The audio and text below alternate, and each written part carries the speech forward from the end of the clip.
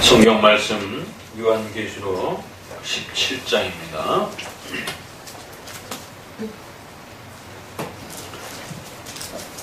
1절부터 7절까지 제가 공부해드리도록 합니다.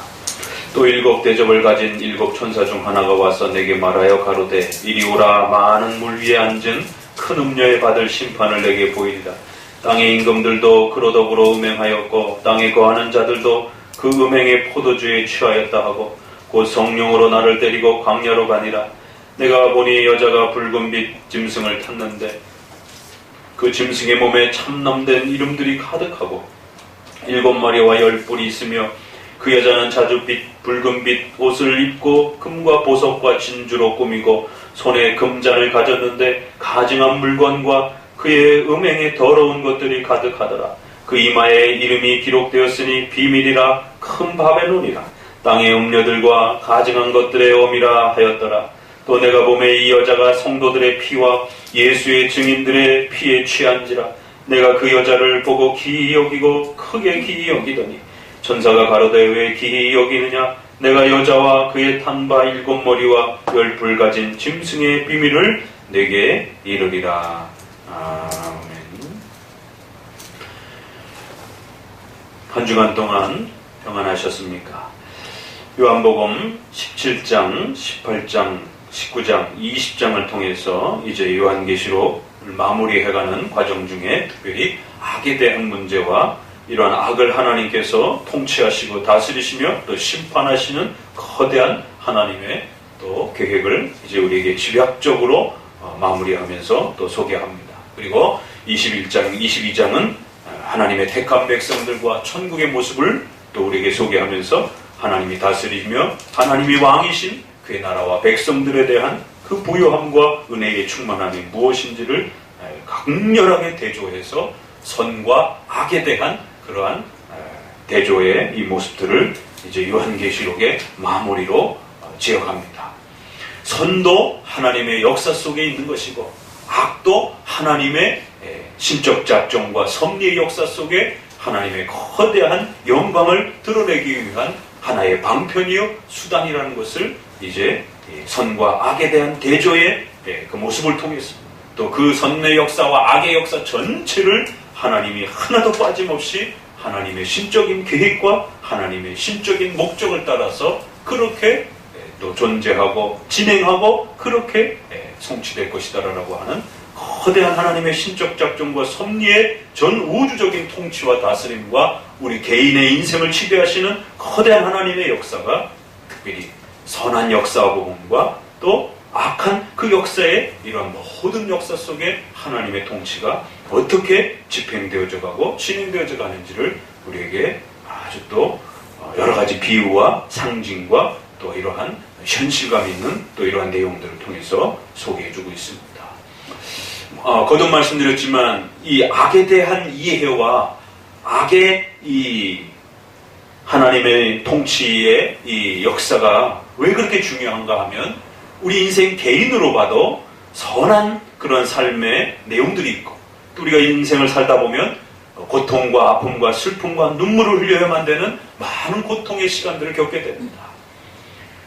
이 악의 통치에 대한 하나님의 다스림과 권능과 하나님의 뜻과 목적을 이해하지 못하면 바로 우리가 처하게 되는 그 고통과 아픔의 시간에 성도들은 극심하게 절망에 빠져 들어가게 됩니다.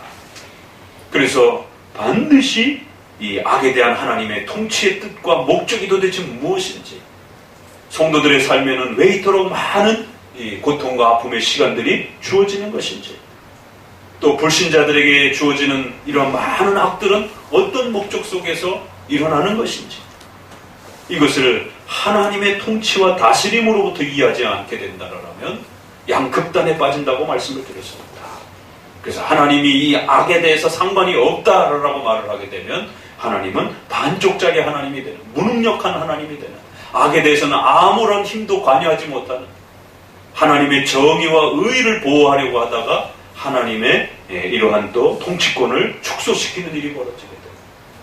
그래서 또 반대로 하나님이 악을 관여하신다라고 말을 극단적으로 하게 되면은 마치 하나님이 죄의 신처럼 악을 만들고 악을 또 조장하는 그러한 신처럼 여겨져서 하나님을 악한 신으로 또 그렇게 이야기할 할 수 있는 아주 어려운 문제인 것입니다. 그렇기 때문에 교회 안에서는 이 악의 문제를 제대로 가르쳐주지도 않고 취급하지도 않는 것입니다. 그저 단순히 자기의 죄만 회개하고 예수 믿어야 된다라고 하는 그 정도에서 이 죄의 문제를 다루는 것입니다. 그러나 성경은 단순한 우리 개인의 죄뿐만 아니라 인류 사회 전체에 또 퍼져 있는 그런 악의 문제, 또 그 악의 실체인 또 사탄과 또 그 무리들에 대한 악한 영들의 또 그러한 존재와 그들의 실체에 대해서까지도 포괄적으로 설명하면서 더 나아가서는 그 전체의 악한 역사와 또 그 악의 그 내용들을 하나님께서 어떤 목적 속에서 수단으로서, 하나님은 악의 주인은 아니지만 그 악을 하나님의 영광을 드러내는 거대한 그 하나님의 창조 목적 속에서 수단으로 사용하실 수 있다는 것입니다. 그래서 우리가 이 악의 역사 속에서 놀라게 되는 것은, 하나는 어떻게 하나님이 악의 영향과 물들지 않으면서 어떻게 그 악을 수단으로 쓸 수가 있는가. 이건 참으로 깊고 깊은 신비입니다. 어떻게 악에 물들지 않으면서도 그 악을 사용하실 수 있는가? 하나님은 왜 선만을 사용하지 않고 악까지 사용하시는가? 악을 통해서 하나님 자신의 영광을 더 높이 드러내실 수 있는 그런 신비로운 하나님의 능력이 있으시다는 것입니다. 참으로 이건 2000년 동안 많은 교회 속에서 살피려고 했던 그러한 또 신비인 것입니다. 또 한편으로는 그 악을 행하고 악을 범하는 우리 자신의 인간의 의지의 책임에 대한 문제가 반드시 이 악을 다루고 이 악의 내용들을 소개할 때는 인간의 악에 대한 책임, 악행을 행한 인간의 이 책임을 결코 소홀히 여겨서는 안 된다는 것입니다. 하나님의 신적 작정의 통치와 섭리를 지나치게 한쪽으로 몰아가다가 인간의 악의 그 악한 행동에 대한 책임을 소홀히 한다든가, 사탄과 악한 영들의 그 악한 행동에 대한 책임을 소홀히 여기게 되면 그 모든 것이 하나님 책임으로 돌아갈 수가 있는 것입니다. 그래서 이 악의 문제를 다룰 때는 반드시 두 번째는 이 악한 행동을 한 악인들의 책임과 사탄과 그 악한 영들의 책임은 반드시 그들이 받아야 된다는 것. 그 악한 행동에 대한 벌은 그 악을 행한 자들이 받아야 된다는 것. 이 두 가지를 잘 이제 세워가시면서 성경 본문을 읽으셔야만이 바로에게서 일어난 사건 속에서도 하나님이 바로의 마음을 움직이셨다. 바로의 마음에 집어넣으셨다. 바로의 마음을 이끄셨다. 그러니까 이런 표현들을 우리가 잘못 읽게 되면 하나님이 바로의 마음속에 악을 조장시켰다. 악을 짓도록 막 충동질했다. 이런 뜻으로 이렇게 들려진다는 거죠. 우리 언어의 한계가 있기 때문에 하나님이 악을 명령하신 것인지, 악을 조장시킨 것인지, 악을 만든 것인지, 악한 자가 악한 마음으로 악을 행하도록 그 마음을 다스린 건지, 악한 마음이 일어나도록 그렇게 그 마음을 먹도록 하셨다라고 또 성경도 표현합니다. 악한 행동을 또 하도록 그렇게 하나님이 이끄셨다, 다스리셨다. 어떨 때는 그러한 충동이 생기도록 하셨다라는 표현도 있는 것입니다. 그렇기 때문에 이 표현을 잘 구별하지 못하면 말씀드린 것처럼 하나님이 악을 주도하신 것처럼 그렇게 느껴지기도 하고, 반대로 그런 위험한 생각을 안 하려고 하다 보니까 하나님은 악에 대해서 아무런 관여도 안 하신다라고 하는, 아예 뒤로 물러나려고 하는, 참 어려운 것입니다. 그래서 번역을 할 때도 이 문제는 아주 신중하게 그 히브리어의 또 그런 표현들을, 선과 악이 빛과 어두움이 하나님이 허락하시지 아니하고서야 어떻게 일어날 수 있느냐. 그 모든 것이 하나님의 뜻 속에서 일어난다. 잠언서 16장에 악인도 악한 날에 하나님의 그 쓰임의 목적을 따라서 그렇게 존재한다. 그러니까 다양한 표현으로 되어 있을 때 항상 조심하셔야 되는 것은 하나님이 악을 만들거나 악을 조장하거나 충동시키는 그런 방식으로 악을 행하는 건 아니라는 거죠. 그래서 우리 웨스민스터 신앙고백에 그거를 분명히 먼저 잘 정리하는 것입니다. 하나님이 선과 악에 대한 모든 역사를 통치한다는 고백을 한 고백으로 던져놓고 따라붙는 고백이 반드시 그럼에도 불구하고 하나님은 악을 만들거나 악을 조장하거나 충동질하는 그런 방식으로 악을 사용하시는 것은 아니다라는 것입니다. 하나님은 악을 통제하실 수 있고 처리하고 인도하실 수 있고 하나님은 악을 다스릴 수 있다라는 이런 표현을 씁니다. 그런 관점에서 악인들에게 악한 마음을 가지도록 하나님은 그렇게 인도하셨다라고 말할 수 있는 것입니다. 그렇기 때문에 악인이 악한 행동을 할 때는 거기에는 하나님의 신적 작정과 섭리적인 손길도 있는 것이며 그 악한 자가 하나님 앞에 악한 마음과 의지를 가지고 하나님을 대적하기 위해서 교회를 핍박하기 위해서 악한 행동을 한 그의 책임이 반드시 따라붙는 것입니다. 이것이 어떻게 상호 교차되어지고 어디서부터 어디가 먼저고 후가 되는지 우리는 할 수가 없습니다. 그러나 그 악한 행동에는 이처럼 하나님의 통치와 섭리의 역사가 있고 그럼에도 불구하고 하나님은 인간의 의지가 자유롭게 하나님의 어떤 억압과 기계적인 그런 본능에 입각하여 움직이도록 하지 아니하시고 하나님이 만들어주신 하나님이 허락해 주셨던 하나님의 형상이라고 하는 인간의 그 자유 속에서 스스로의 선과 악을 선택하고자 하는 인간의 자신의 마음에 따라서 생각에 따라서 의지의 자유를 따라서 그렇게 선택하도록 하나님은 인간을 그렇게 다스리신다는 것입니다. 인간이 짐승이 아니기 때문에 이렇게 어려운 겁니다. 짐승은 그냥 본능으로 끌고 가면 됩니다. 이런 나무와 이러한 풀들은 그냥 창조적 질서에 따라 끌고 가면 돼요. 그런데 인간은 하나님의 형상으로 지어진 인격적 존재요. 의지의 자유성을 가진 그런 존재이기 때문에 그 의지를 빼앗을 수도 없고 그 의지를 기계처럼 끌고 갈 수도 없는 것입니다. 그럼 그건 의지가 아니기 때문에 인간은 생각과 마음과 의지를 가진 인격적 존재입니다. 여기에 신비가 있는 것입니다. 그래서 인간은 인격적으로 자유로운 것이에요. 누가 충동질을 해서 누가 그것을 만들어서 우리 집안에 우리 마음에 집어넣기 때문에 내가 악을 행하는 게 아니라는 것입니다. 그 악은 내 책임이요 내가 선택한 것이라는 겁니다. 그럼에도 불구하고 이 땅에 존재하고 모든 발생되어지는 이런 역사의 모든 것이 하나님의 주권과 신적 작정 속에서 일어난다는 것입니다. 그 접촉점을 우리는 이해할 수 없기 때문에 어려운 것입니다. 자, 우리 웨스민스터 신앙고백 한 구절을 읽고 이제 본문으로 들어가 봅니다. 주보에 여러분에게 이해를 돕기 위해서 다시 한번 좀 소개를 해놨습니다. 같이 한 목소리로 한번 읽어봅시다. 3장 신적 작정. 하나님께서는 영원부터 자기 뜻에 가장 지혜롭고 거룩한 계획으로 일어날 모든 일들을 자유롭게 그리고 변할 수 없게 작정하셨다.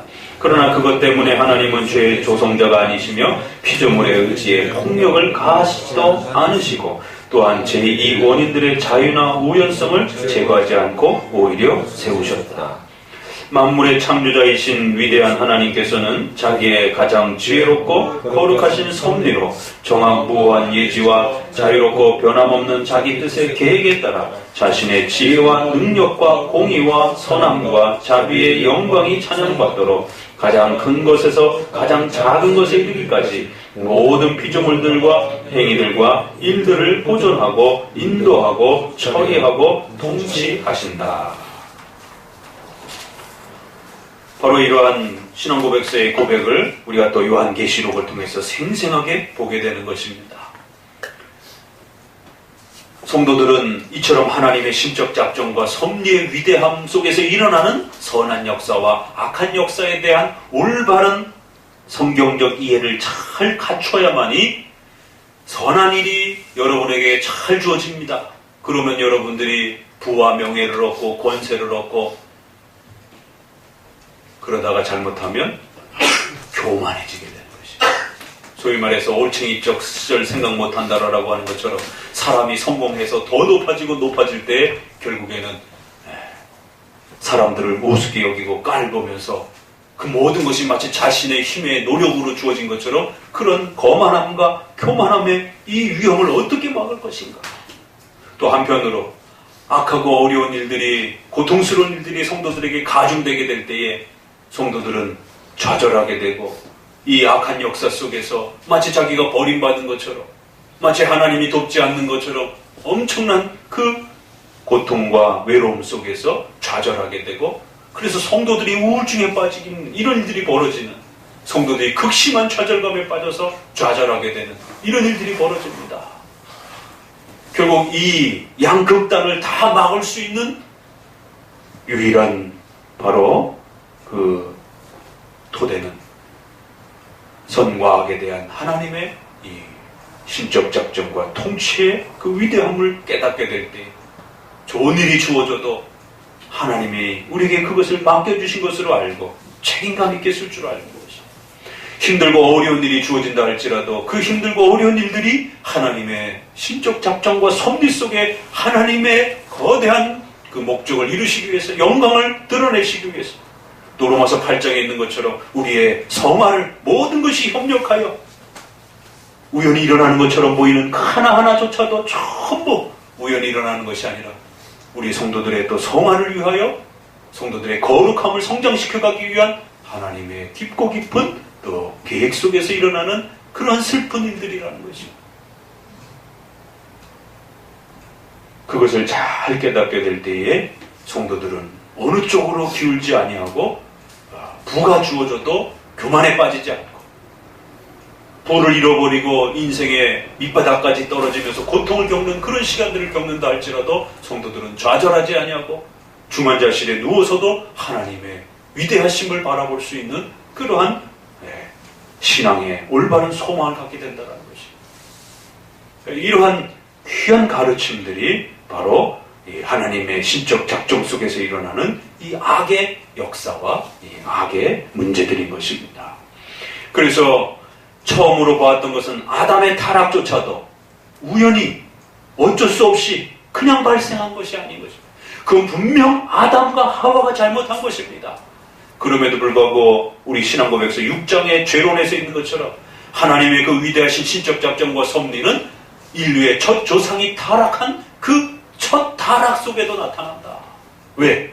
그 첫 타락은 하나님의 신적 작정의 허용 속에서 일어난 것이기 때문에, 하나님이 허락하시고 하나님이 계획하신 그 통치 속에서 일어난 것이다 라고 이렇게 말을 합니다. 굉장히 놀라운 말씀인 거죠. 아담의 타락이 하나님의 계획 속에서 일어났다는 거죠. 하나님이 만드셨다, 하나님이 조장하셨다라는 뜻은 아닌 겁니다. 그럼에도 불구하고 하나님의 계획 속에서 일어나는 것입니다. 이 개념을 분리를 못하다 보니까 성도들이 이 부분을 이해하고 수용하고 이 깊은 영의 양식을 먹질 못하는 것이에요. 어느 한쪽으로 우리 인간의 연약한 인식은 한쪽으로 치우치는 겁니다. 그래서 우리의 신앙고백서의 교리문답과 이 신앙고백서 공부가 이렇게 중요하다는 겁니다. 성경을 읽다 보면 어느 쪽은 이쪽만 강조하고 어느 쪽은 이쪽만 강조하고 성경은 아주 다양하게 이야기하고 있는 것입니다. 그러면 그 성경에 대한 지식이 체계화되지 않은 성도들은 아직 연약한 수준에서는 이게 균형 있게 그거를 이렇게 종합적으로 이해를 못한단 말이에요. 그래서 신앙고백서에서 하나님의 통치와 선과 악에 대한 이 균형을 어떻게 말하고 있는지를 잘 터득하면서 창세기부터 읽어가 보는 것입니다. 아담의 타락이 분명히 아담이 범죄한 것이다. 그럼에도 불구하고 하나님의 신적 계획 속에서 일어났다라고 말합니다. 그러나 하나님이 만드신 것은 아니다라고 분명히 선을 긋는 것입니다. 더 나아가서 출애굽이라고 하는 구약의 거대한 십자가 사건, 신약의 십자가 사건은 예수님이 십자가에 못 박히는 사건이고, 구약의 십자가 사건은 이스라엘 백성들이 어린 양의 피를 문설주에다가 문 밖에다가 바르고 애굽의 첫 아들들이 다 죽어나가는 그 시대에 바로 그 어린 양의 피로서 이스라엘 백성들의 자손들이 살아남는, 그리고 출애굽을 통하여 홍해를 건너가는 이 장면이 바로 예수 그리스도의 피로 구원받는다라고 하는 구약의 십자가의 사건을 예표하는 그런 아주 중요한 핵심 사건입니다. 구약은 출애굽의 이 사건을 이해하지 못하면 말라기까지를 읽어갈 수가 없습니다. 그런데 이 중요한 출애굽에 대한 십자가 예표의 사건에 바로가 10번씩이나 거부하는 이 사건이 소개가 되어진 것이죠. 왜 하나님은 한 번에 바로를 쓰러뜨릴 수도 있는데도 불구하고 10번이나 그렇게 반복적으로 바로의 마음이 또다시 바뀌고 또다시 바뀌는 과정들을 통해서 결국 이러한 복잡한 과정을 소개하시는가? 그러면서 모세는 끊임없이 그 말씀을 듣습니다. 가서 바로에게 백성을 보내라고 요청해라, 명령해라. 그러나 바로가 듣지 않을 것이다. 왜? 내가 그렇게 했기 때문에. 이렇게 말씀하시는 것이죠. 모세가 그 명령을 듣고 가서 백성을 보내라 하니 여전히 바로는 보내지 않는 것이죠.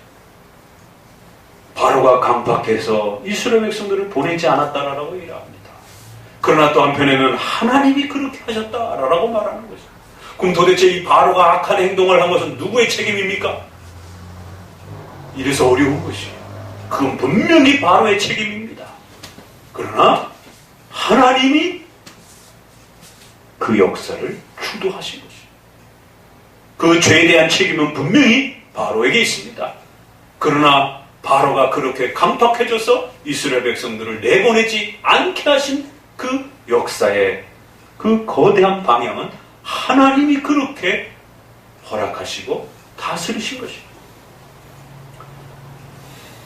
또 넘어가 봅니다. 시편 73편에 이제 시편의 저자가 악인들은 왜 이렇게 잘 먹고 잘 살고 크리스천들은 이렇게 고통을 받는지 도무지 이해할 수가 없습니다. 악인들이 이렇게 잘 먹고 잘 사는 것 때문에 내가 미끄러져 넘어져 좌절할 뻔했습니다. 시편의 그러한 귀한 이러한 저자조차도 이 거대한 악의 이 팽배해져가는, 오히려 크리스천들은 더 고통을 겪는 이 상반된 역설적인 이 반전의 이 역사를 이해할 수가 없는 것입니다. 하나님의 정의와 공의 문제가 이 악에 대립될 때에 너무너무 고통스러운 것입니다. 이해가 되지 않기 때문에. 하박국 선지자, 온 땅의 악이 창궐하고 왜 하나님의 정의는 실현되지 않는지요? 도대체 하나님은 언제까지 침묵하시느냐라고 묻는 것입니다. 마치 하나님이 정의를 행하지 않는 것이 침묵하는 것처럼 느껴질 정도로 성도는 그렇게 고통스러운 것입니다. 성도들이 이것 때문에 시험에 걸려서 넘어지고 좌절할 그런 정도의 엄청난 고통이라는 겁니다. 그래서 반드시 이 부분의 가르침들을 잘 이해하셔야 된다는 것이에요. 자, 넘어갑니다. 신약으로 넘어와서 이제 우리 사도행전을 한번 보도록 합니다. 사도행전에 예수님의 십자가의 사건을 평가하면서 아주 놀라운 또 고백을 우리에게 던져줍니다. 사도행전 4장입니다. 24절부터 28절까지 읽도록 합니다. 사도행전 4장 신약 25절로 28절입니다. 같이 읽습니다. 또 주의 종 우리 조상 다윗의 입을 의탁하사 성령으로 말씀하시기를 어찌하여 열방이 분노하며 족속들이 허사를 경영하는고 세상의 군왕들이 나서며 관원들이 함께 모여 주와 그리스도를 대적하는도다 하신 이로소이다. 과연 헤롯과 본디오 빌라도는 이방인과 이스라엘 백성과 합동하여 하나님의 기름 부으신 거룩한 종 예수를 거스려 하나님의 권능과 뜻대로 이루려고 예정하신 그것을 행하려고 이 성에 모였나이다. 참으로 놀라운 이야기를 이야기합니다. 예수님의 십자가의 그 죽음에 대한 책임을 어떻게 이야기하고 있는가 보세요.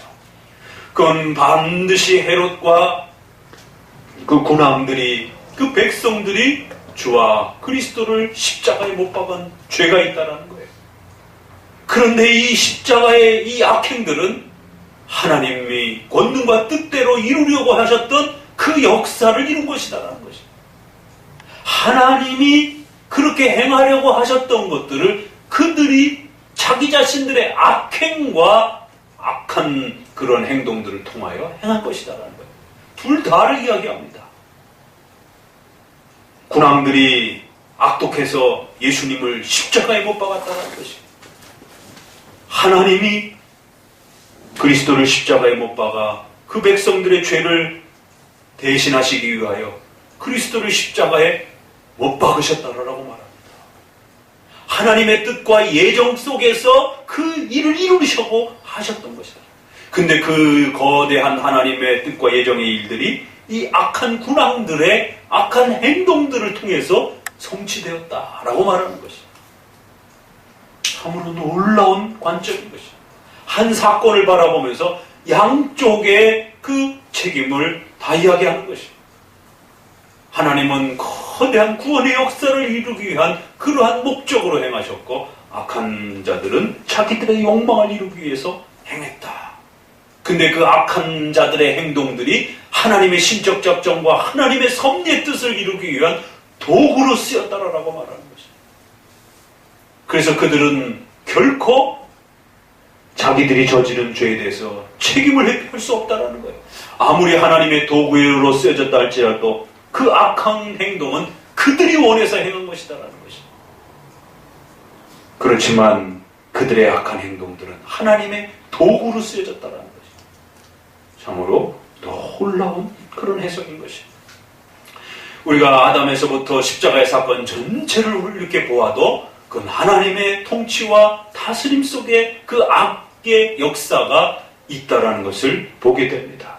그러나 하나님은 악을 만들거나 조장하는 방식으로 그렇게 하시는 게 아니에요.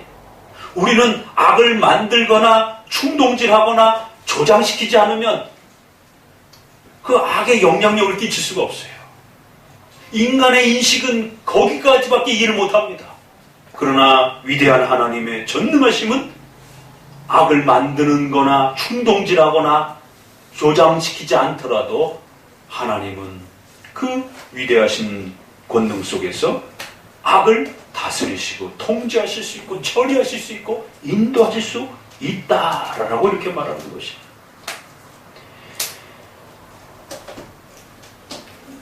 지난주에도 북한에서 또 미사일을 쏘아 올리고 핵실험을 하고 우리 주변에 난리도 아니죠.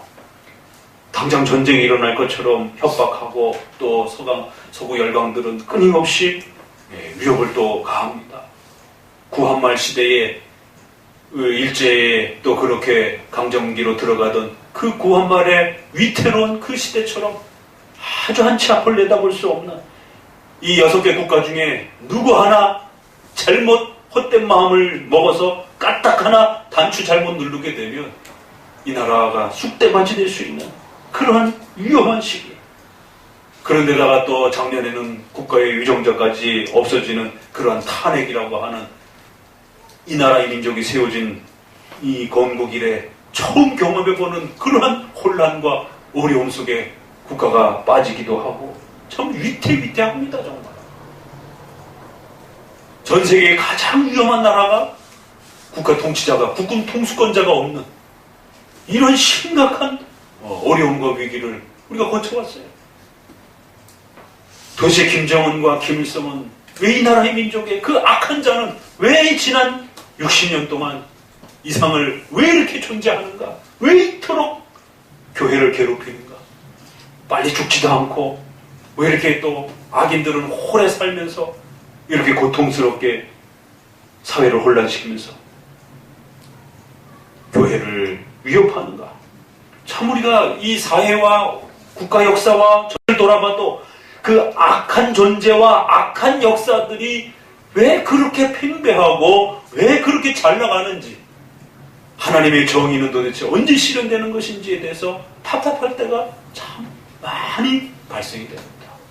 국가사회적으로도 그렇고 교회적으로도 그렇고 개인적으로도 개인의 또 삶 속에서 자신을 아프게 했던 사람들, 자신에게 위해를 가했던 그러한 원수들, 미움을 가질 수밖에 없도록 그렇게 원수처럼 그렇게 여겨졌던 수많은 그런 존재들, 가까이는 가족이 될 수도 있고 주변 이웃도 될 수가 있고 수많은 내 인생 속에서 미워할 수밖에 없었던 그런 수많은 악한 그 상황들이 왜 나에게 존재하는가? 그래서 결국 크리스찬들도 내게 부딪히는 그 수많은 악한 상황들과 미움의 대상들을 교회 와서는 기도하고 돌아가서는 욕하면서 원수처럼 여기고, 그게 가족이든 이웃이든 상관없습니다. 저도 뭐 마찬가지예요. 저희 집안에도 저희 이웃에게도 아주 가까운 일가 친척 가운데 참으로 우리를 힘들게 했던 많은 그런 아픔들이 있어요. 저희도 이렇게 장손 집안에 또 할머니를 오래도록 90이 다 되도록 저희가 모시고 이런 가족의 또 이러한 환경에 처하다 보니까 수많은 형제들 속에서 뭐 우리 한국 사회가 겪는 그런 고민들 다 겪는 겁니다. 용돈 한 푼도 안 주고 우리 보고 다 모시라고 그러고, 우리 이제 한 20년 같이 있던 성도들은 그 아픔을 장례식장 와서 몇 번씩 장례식장에 참여하고 그런 모습들을 다 지켜보면서 목사님이 어떤 고통을 겪었는지, 다 크리스찬이에요. 우리 가족들 전체가 거기다. 그런데 크리스찬들끼리 서로 원수가 돼가지고 미워하고 헐뜯고 핥히고, 오죽하면 어렸을 때는 그런 가족들은 천국에 오지 않았으면 하나님께 그렇게 기도를 했습니다. 제발 천국에 오지 않게 해달라. 얼마나 미웠으면. 그러니까 일반 신앙으로는 이게 해결이 안 되더라는 거예요. 저도 겪어보니까. 여러분들도 마찬가지일 것이에요. 그 주기도문에 우리가 우리에게 죄 지은 자를 용서해 준 것처럼 우리를 용서해 주옵소서. 이 문장이 저에게 너무너무 가슴을 파고 가슴을 쥐었잖아요. 용서할 수가 없기 때문에. 용서가 안 돼요. 금식을 하고 백일 기도를 하고 아무리 외쳐대도 용서가 안 되는 거죠. 언제 용서가 되느냐면 바로 이 악의 문제를 웨스민스터 신앙고백서를 통해서 신적 작정과 섭리의 역사를 깨닫고 이해하기 시작하면서, 내 삶에 우리 국가와 사회 전체 전 우주 역사 속에 이 악의 역사와 악의 이러한 그 존재들이 그렇게 풍성하고 또 더 크리스천들보다 부욕해 되어지는 이러한 역사들을 하나님의 섭리와 통치 속에서 이해하기 시작한 것이에요. 그러면서 가까운 이웃에 가까운 주변으로부터 그 원한 맺혔던 그런 마음들이 풀어지기 시작하고 그들을 하나님의 섭리 속에서 보기 시작한 것이에요. 그 전까지는 내 개인의 삶으로 보다 보니까 도무지 용서가 안 되는 것이에요. 그러나 베드로서에 있는 것처럼 악한 지도자와 악한 부모와 악한 가족들과 악한 이웃까지도 세우시는 분은 하나님이시라 이렇게 말하는 것이에요. 기겁할 노릇이죠. 까무러칠 노릇이에요. 하나님이 내 곁에 세우시고 나를 훈련시키신다는 것이에요. 나를 가르치신다는 것이에요. 그 악한 자 때문에 너무 고통스러워서 예수님을 믿기도 해요. 참 기가 막힐 노릇이죠. 그 악함 때문에 하나님 앞에 울며 기도하다가 더욱 성숙하기도 합니다. 편안하게 우리를 가르쳐 주셔도 되는데 한편으로는 우리 인간의 죄가, 우리가 짊어지고 있는 이 인간의 이 악독함들이, 내 개인의 그 악독함들이 그렇게 쉽게 끊어지는 게 아니라는 거예요. 악이 그렇게 무서운 겁니다. 미움, 시기, 질투, 다툼부터 시작해서 우리 안에 폭발하는, 또 외부로부터 사탄과 악한 영들로부터 온 그 많은 악들이 우리가 생각하는 것처럼 그렇게 쉽게 끊어지는 게 아니라는 것이. 그래서 하나님은 더욱더 철저한 방법을 통해서 우리 성도들이 그 죄에 물들지 않도록 끊어내기 위하여 여러 수단을 사용하시는 겁니다. 그래서 17장에서는 그 거대한 하나님의 주권적 역사 속에 이 악이 하나님의 수단으로 쓰여지고 있다는 걸 가르치고, 18장에 와서는 그러니까 성도들아 두려워하지 말고 그 악에서 떠나라 라고 이렇게 말을 합니다. 그래서 18장에서 성도들아 악에서 떠나 너희 자신들을 지켜내라 라고 말을 합니다. 그 악은 반드시 하나님이 기억했다가 하나님이 심판하실 것이다라는 거예요. 17장에서는 그 악은 하나님의 목적과 계획 속에서 그렇게 하나님이 이끌어 가신다는 거죠. 이제 이렇게 성경 전체에 대한 부분들을 보면서 이제 17장의 각 부분들을 우리가 좀 더 세밀하게 들여다보면서 어떻게 하나님께서 이 악의 이 자리와 또 이런 역사들을 하나님의 계획과 목적 속에서 이끌어 가시는지를 좀 더 보도록 합니다. 자, 7 대접 가진 7 천사 중 하나가 와서 말을 합니다. 그러니까 7 대접이 안 끝난 것처럼 또 이렇게 진행이 돼요. 그러다 보니까 말씀드린 것처럼 너무 시간적인 해석으로 연결을 하게 되면 앞에서 7 대접으로 다 끝났다라고 하는 것과 잘 연결이 안 된다라는 겁니다. 그렇기 때문에 이건 지나치게 시간적으로 해석하지 마시고 전체적인 그 요점을 다시 한번 정리해 주는 것입니다. 큰 음녀가 바벨론이라고 하는 음녀가 있습니다. 물 위에 앉았어요. 그가 받을 심판을 이제 가르쳐 줄 거라는 겁니다. 그런데 이걸 잘 구별해 보셔야 됩니다. 물 위에 앉았는데 어디에 탔어요. 근데 또 밑에서는 3절에 여자가 붉은빛 짐승을 탔는데 이렇게 말을 합니다. 그래서 이 장면을 일단 좀 잘 정리를 해 놓으셔야 됩니다. 큰 음녀, 바벨론이라고 불려지는 아주 그 가늠한 여자, 창녀와 같은, 창녀입니다. 이제 여기서 쓰는 단어는 창녀와 같은 그러한 그 여자. 근데 그 여자를 바벨론이라고 불러요. 근데 그 여자가 등장을 하는데 온갖 사치스러운 그러한 화려한 모습으로 자기를 꾸미면서 물 위에 앉아 있어요. 일단 이 장면을 일단 잘 기억하셔야 됩니다. 물 위에 앉아 있어요.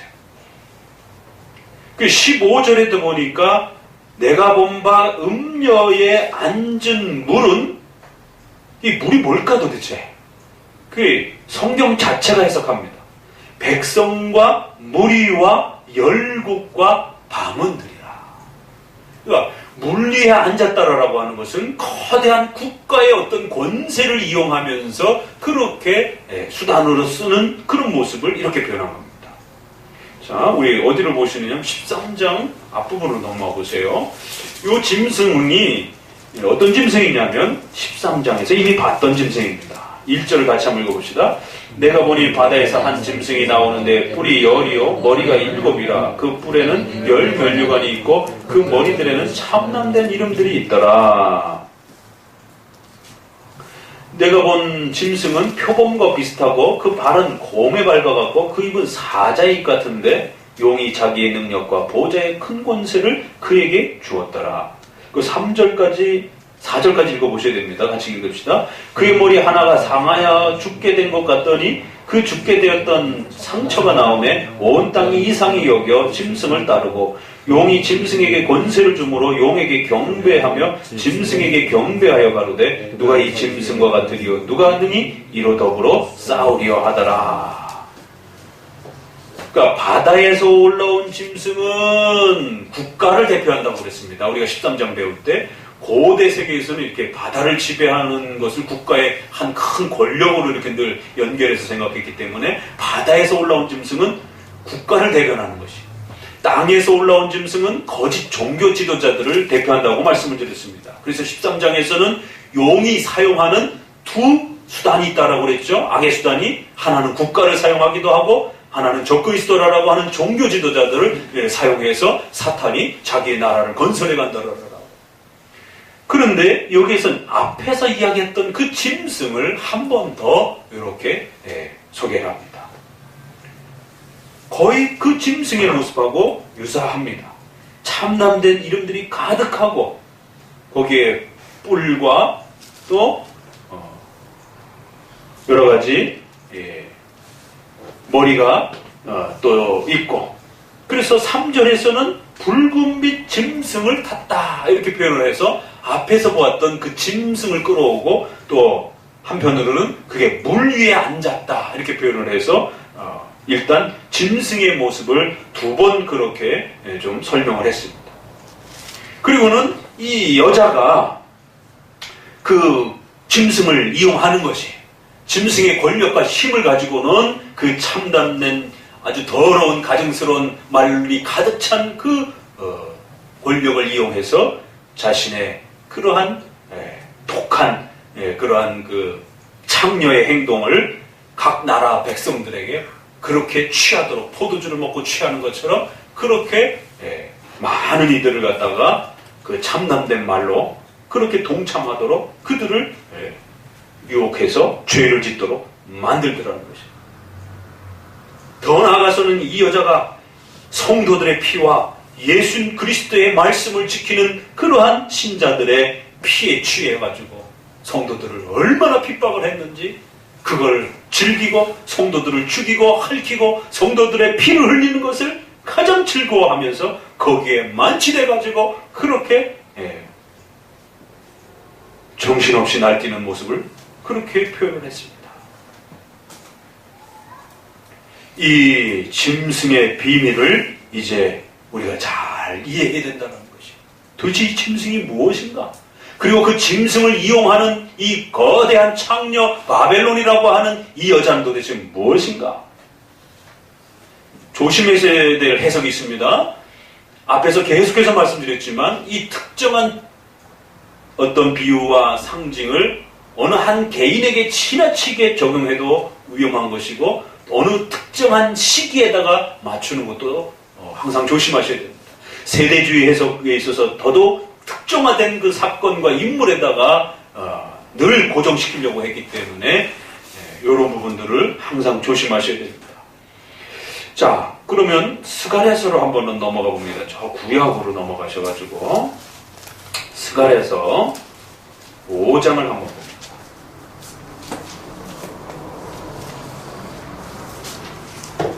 스가랴서는 구약의 종말론이라고 할 정도로 구약의 또 미래에 닥칠 또 하나님의 심판과 종말에 대한 부분을 예언적으로 또 소개를 합니다. 그런데 대략 8가지의 비유를 통해 가지고 종말의 무서움과 심판의 또 약속을 소개를 합니다. 그러니까 요한계시록에는 7가지의 그 사건들의 모습들을 비유를 통해 가지고 소개를 하는데, 스가랴서에서는 8개의 상징과 비유를 가지고 종말의 또 이 심판의 무서움을 또 우리에게 소개를 합니다. 그러니까 이런 방식들은 늘 쓰여왔던 것입니다.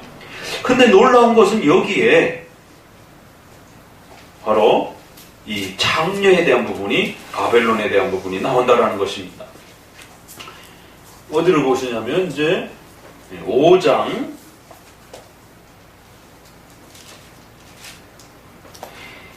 7번째의 비유 속에 이 한 여자가 등장을 합니다.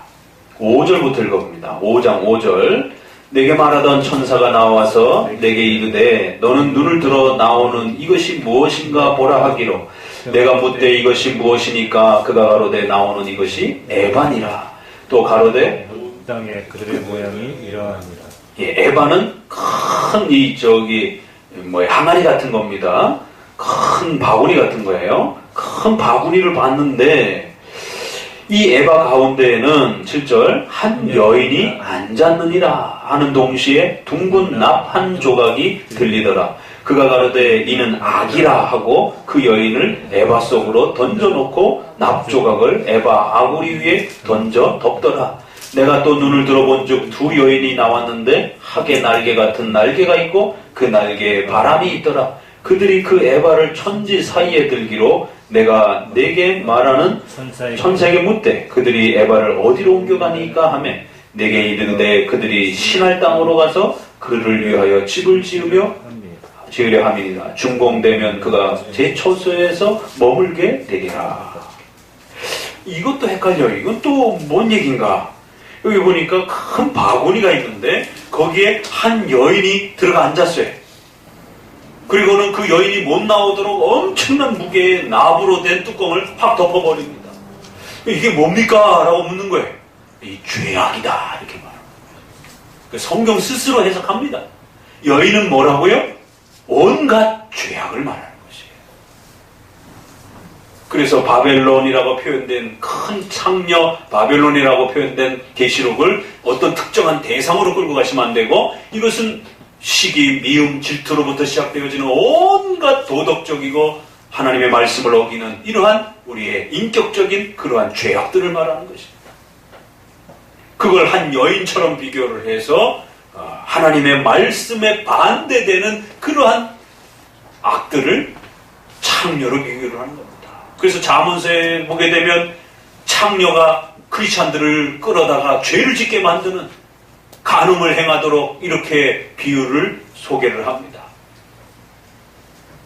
거짓된 가르침과 거짓된 교리가 우리를 죄악으로 끌고 가서 죄를 짓도록 만드는 이런 거짓 교리와 죄악들을 전체를 포괄해서 종교적인 것이건 인격적인 것 모두를 포함해서 죄악된 이러한 악들을 여인이다 이렇게 표현합니다. 왜냐하면 성경은 이 여성으로 많이 비유를 하는데 교회도 그리스도의 신부로 비유를 하는 겁니다. 남자 여자를 떠나서 우리 모두가 신랑으로서 그리스도를 섬기는 신부로 이렇게 표현을 합니다. 그렇기 때문에 거기에 대한 반대 개념으로 창녀 이렇게 되면 아주 강렬하게 그리스도의 신부와 다른 위치에 있는 그러한 여인의 모습을 비유를 하는 것입니다. 그런데 갑자기 두 여인이 또 나타났어요. 이 두 여인은 뭔가? 이 두 여인은 그 바구니를 들어다가 신할 땅에다 갖다 집어 던지는 것이죠. 그러니까 이 두 여인은 천사를 또 이렇게 표현을 합니다. 그래서 그 큰 죄악이 가득 죄악으로 이름 붙여진 여인을 가두어서 신할 땅을 바로 바벨론입니다. 바벨론이 위치해져 있던 지역을 신할 땅이라고 그러는 것입니다. 여기에도 스가랴서에도 이처럼 결국 바벨론으로 대표되어지는 그 거대한 죄악의 그룹을, 죄악의 그 덩어리를 한데 가두어서 결국 영원히 그가 있어야 될 처소에 집어던지고 지옥에 던져놓고 가둘 것이다라고 하는 이러한 모습으로 스가랴서가 소개가 됩니다. 이것을 계시록에는 그대로 끌고 와서 이제 창녀라는 개념도 끌고 왔고 바벨론이라는 개념도 끌어왔고, 그래서 그 두 개를 겹쳐서 이들이 거대한 죄악의 세력들이라고 하는, 죄악들이라고 하는, 이 죄악은 뭘 이용한다고요? 국가의 이러한 여러 또 조직과 힘이 이 결탁이 될 때에 이 거대한 죄악이 힘을 합쳐서 교회를 핍박하고 성도들을 괴롭히는 그런 수단이 될 수 있다는 것입니다. 결국 바벨론이라고 하는 것은 단순한 특정한 국가가 아닙니다. 중국이나 러시아라고 이렇게 세대주의자들처럼 적용해서는 큰일 나는 것이에요. 이 창녀로 대표되어지는 바벨론은 구약의 악의 세력을 대표하는 가장 상징적 존재였습니다. 지금 로마를 통해서 초대 기독교인들이 핍박받는 그 로마를 바벨론이라고 이렇게 겹쳐서 또 경고하는 것이에요.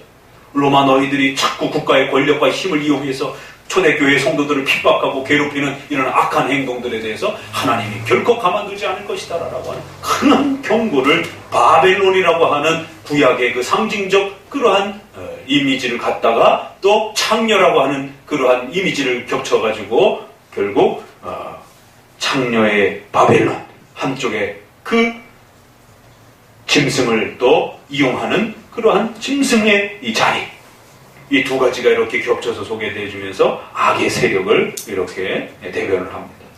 그러면서 이제 이 두 세력이 어떻게 결탁을 해갖고 교회를 핍박을 하느냐면 8절을 보니까 이렇게 소개를 합니다. 같이 읽어봅니다. 내가 본 짐승은 전에 있었다가 시방 없으나 장차 읽으세요. 우주로부터 올라와 멸망으로 들어갈자니 땅에 거하는 자들은 장세유로 생명책에 농명되지 못한 자들이 이전에 있었다가 시방 없으나 장차 나올 짐승을 보고 기이 여기더라. 예수님을 흉내내는 겁니다. 우리가 13장에 벌써 이 표현이 있었습니다. 그렇죠?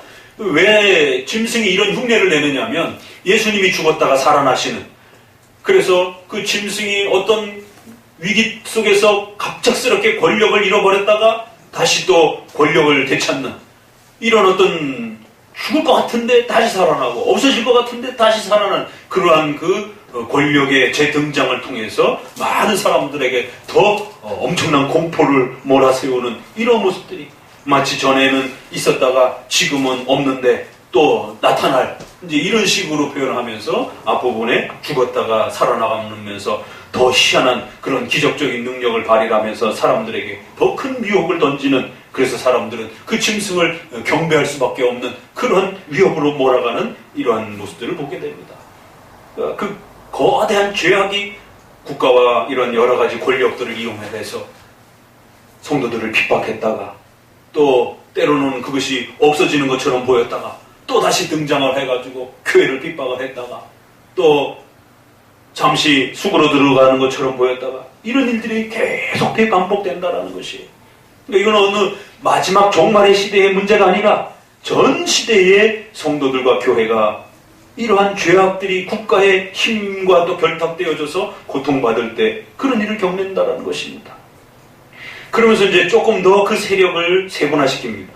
뭐라고 얘기를 하냐면 이제 지혜 있는 자는 잘 들여다보라는 거예요. 이 짐승의 이 모습은 7머리는 이 여자가 앉은 7산인데 7산은 7왕이라는 겁니다. 그러니까 7머리는 7왕을 대표한다는 거예요. 근데 그 5은 망하였고 하나는 지금 존재하고 하나는 아직 장차 올 것이다. 그런데 11절에 또 전에 있다가 시방 없어진 짐승은 이제 8째 왕이 또 등장을 할 것이다라는 거예요. 이제 이런 부분 때문에 계시록이 어려운 것이죠. 그래서 다니엘서라든가 에스겔서라든가 스가랴서라든가 계시록에서의 이러한 그 특정한 어떤 그 왕과 사건을, 특정한 왕의 또 사건과 시간에 너무 고정화시키게 되면 어려워진다라고 늘 말씀을 드렸습니다. 여기에는 좀 더 포괄적으로 전체를 바라보면서 이 말을 하는 것입니다. 다만 그것을 왕으로 해석할 것인지 아니면 거대한 그 교회를 핍박했던 그 세력의 큰 단위로 볼 것인지는 학자들 간에 조금씩 차이가 있어요. 그래서 그런 부분들을 우리가 좀 더 다양하게 열어놓더라도 그래서 이것을 제국으로 해석하게 되면 앞에 5개 정도는 어디를 칠 수가 있습니까? 애굽, 북이스라엘 멸망시켰던 아시리아, 초대 제국은 어디입니까? 애굽입니다. 초대의 가장 고대 문명 중에 최고의 제국은 애굽이라고 하는 나라였고, 그 다음은 북이스라엘을 멸망시킨 아시리아, 남쪽 유다를 멸망시킨 바벨론, 그 바벨론을 멸망시킨 바사, 페르시아라라고 하는, 메데파사라라고 하는, 그리고 페르시아를 멸망시킨 헬라 제국.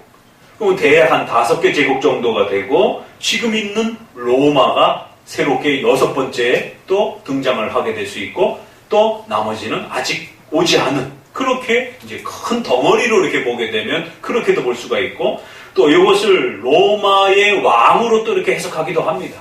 그래서 로마의 아우구스투스라고 하는 그 유명한 그 애굽의 애굽 나라를 멸망시키고 로마를 시저 이 가이사라라고 하는 이제 이러한 그 초대 이후에 로마의 권력을 독점하는 이제 이러한 그 초기에 아우구스투스라고도 이렇게 표현을 하죠. 그러면서부터 시작된 그 대표적인 왕들을 몇 명 추스려서 로마의 왕이 많기 때문에 그 누구를 5으로 칠 것인가는 이제 여러 다양한 해석들이 있는 것이죠. 대표적으로 교회를 핍박했던 몇몇 그 왕들을 이렇게 집어넣기도 하고, 그래서 그 중에 베드로나 바울이 핍박당해서 순교당해서 죽었던 그 네로의 사건. 그래서 앞부분에서도 네로가 결국 그렇게 악독하게 교인들을 핍박하다가 내란에 의해서 결국 도망을 가가지고 다시 권력을 모색하다가 자살해서 죽었어요. 그래서 이제 사람들은 그 네로가 다시 권력을 재정비해가지고 다시 권좌에 오르지 않겠는가, 그런 두려움이 이제 성도들에게는 많이 또 있었던 것입니다.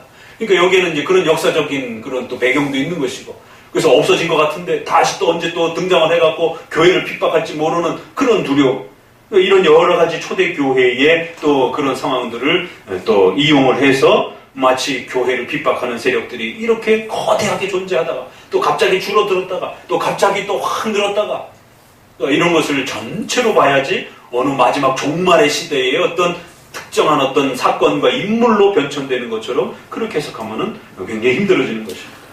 그리고 12절에도 그 열뿔도 열왕이라는 것이, 아니 일곱 머리도 왕이라고 그러는데 또 그러면 열뿔은 또 어떤 왕인가?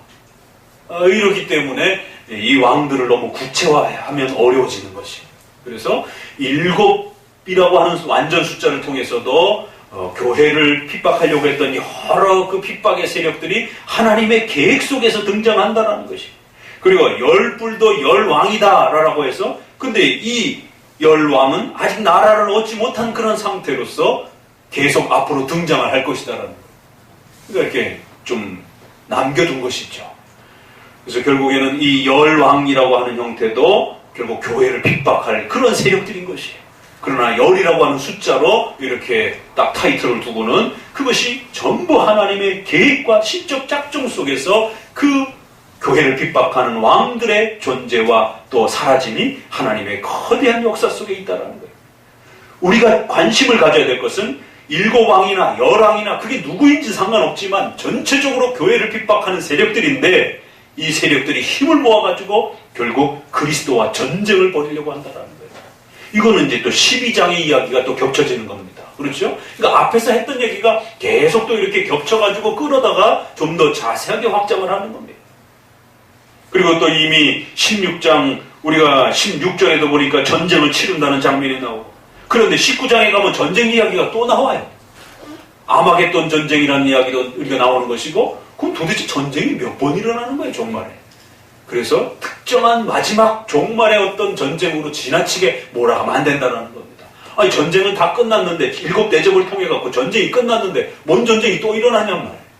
그러니까 그것은 교회를 핍박하고 그리스도를 핍박하려고 했던 이러한 거대한 악의 세력의 전쟁은 늘 전 시대를 통해서 있어 왔던 것이에요.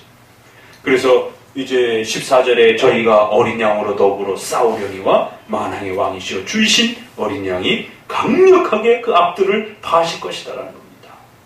그리고는 이러한 고통 속에 성도들이 살아가지만 부르심을 입고 빼내심을 얻은 진실한 자들은 반드시 이길 것이다라는 거예요. 표현을 3번에 걸쳐서 하나님의 택한 백성들을 이렇게 표현합니다. 창세 이후로 생명책에 기록되지 못한 사람들, 택한 백성들이라 할 때 성경에서 이 생명책이라는 표현을 구약도 그렇고 신약도 즐겨 씁니다.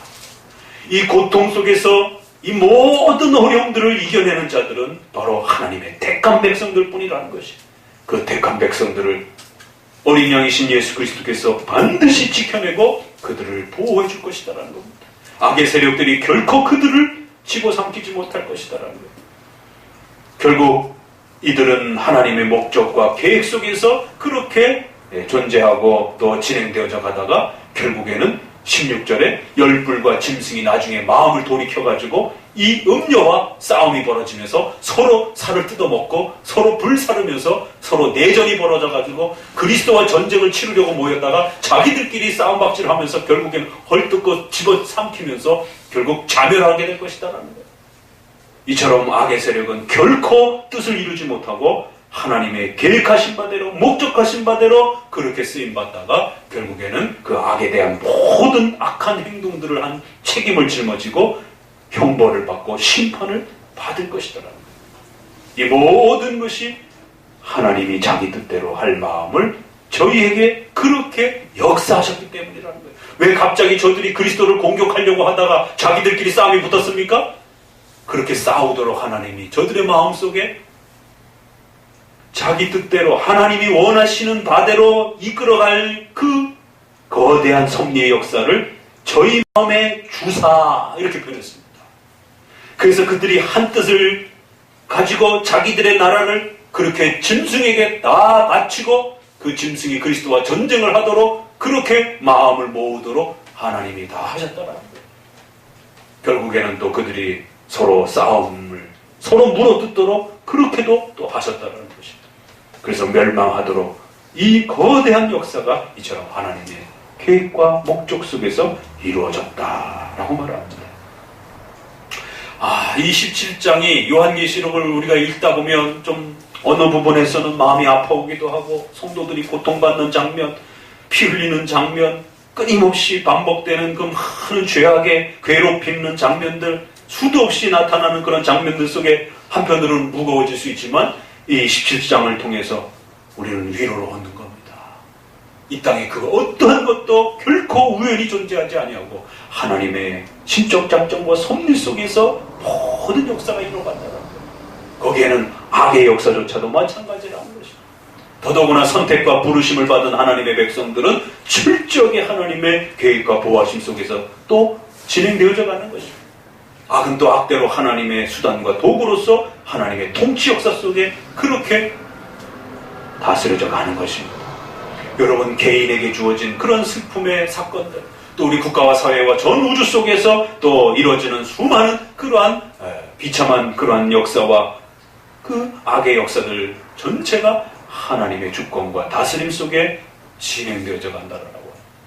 얼마나 두렵고 떨리는, 얼마나 놀라운 하나님의 우주적 통치와 하나님의 섭리의 다스림이 얼마나 크고 놀라운 것인지 깨달으시고 여러분의 마음속에 이 말씀이 잘 자리 잡으셔야만 됩니다. 그래야만이 우리가 인생을 살아가는 데 있어서 가장 든든한 버팀목을 우리는 갖게 되는 것입니다. 결국 우리의 인생이 우리가 사는 것 같지만 하나님의 이 거대한 계획과 목적 속에 우리 각자가 살아가고 있고 또 그 속에서 우리는 책임감을 다하면서 하나님의 부르심을 따라 그렇게 살아가는 것입니다. 하나님의 목적 속에서 우리는 부르심을 받았고 그렇게 빼내심을 받았고 그렇게 하나님의 택함을 받은 겁니다. 표현을 달리 해가면서 하나님의 그 신적 작정 속에 살아가는 우리 성도들의 부르심과 책임과 또 의무와 또 하나님 앞의 사명감을 또 그렇게 표현하기도 합니다.